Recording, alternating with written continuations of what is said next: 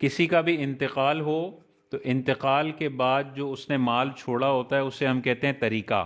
انتقال ہوتے ہی اس مال سے یہ 4 حقوق وابستہ ہو جاتے ہیں اور اس کو اسی آرڈر پر خرچ کرنا یہ ضروری ہوتا ہے. تو کسی کا انتقال ہوا تو سب سے پہلے اس کے مال سے جو پہلا حق ادا کیا جائے گا وہ تجہیز و تکفین کا ہے.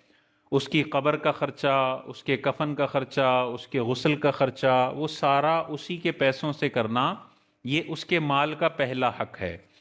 اگر اولاد اپنے پیسے سے کرنا چاہتی ہے تو کوئی مسئلہ نہیں ہے، لیکن اگر اس کے میت کے پیسوں سے کیا جاتا ہے تو یہ بھی جائز ہے اور کیا جا سکتا ہے.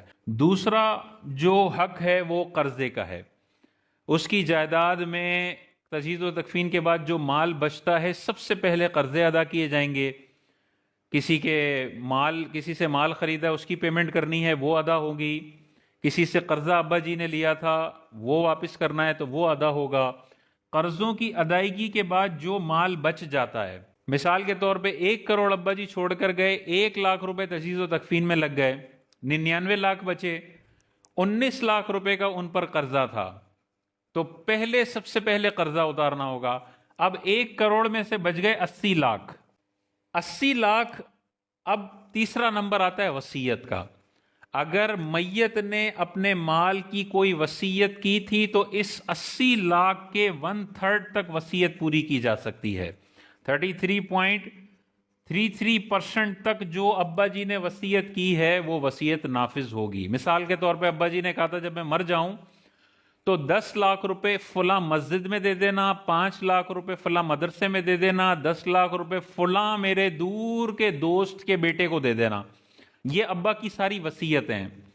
تو ابا کی وصیتیں جو یہ 2 مائنس کرنے کے بعد ریمیننگ اماؤنٹ بچے گا اس کے 1/3 تک ابا کی وصیتیں پوری کرنا ضروری ہے.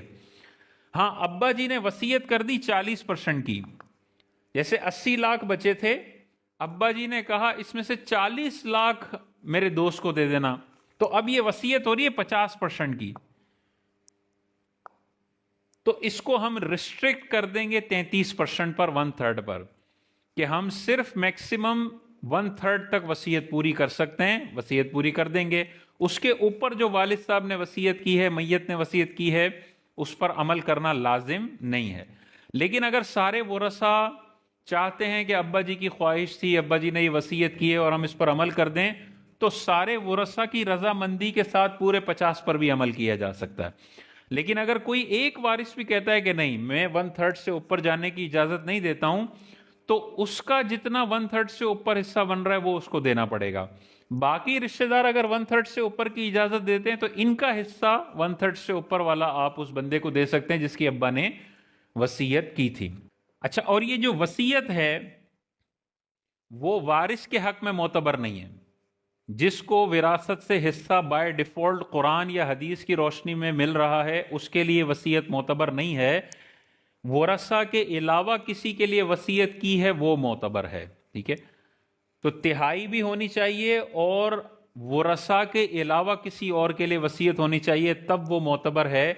اگر ابا جی نے کسی وارث کے لیے وصیت کر دی تو اس میں بھی پھر یہی ہوگا کہ سارے ورثہ اجازت دیتے ہیں تو نافذ کر دیں، اور اگر ورثہ اجازت نہیں دیتے تو پھر اس وصیت پر عمل نہیں کیا جائے گا. تو یہ آرڈر رہے گا، پہلے تجہیز و تکفین پر عمل، پیسے خرچ ہوں گے، پھر ابا جی کے سارے قرضے اتارے جائیں گے، پھر ان کی وصیت اگر کوئی ہے تو اس پر عمل کرنا ہوگا، اور آخر میں پھر ورثہ میں تقسیم ہوگا. تو مثال کے طور پہ 1 لاکھ یہاں پہ لگ گیا، 19 لاکھ یہاں پہ لگ گیا، وصیت ابا جی نے مثال کے طور پہ 20 لاکھ روپے کی کر دی ہے، تو یہ ٹوٹل ہو گئے 40 لاکھ روپے. 1 کروڑ روپے کی جائیداد تھی، 40 لاکھ روپے ان میں خرچ ہو گئے، بقیہ 60 لاکھ روپے ہیں، یہ سارے ورثہ میں تقسیم ہوں گے.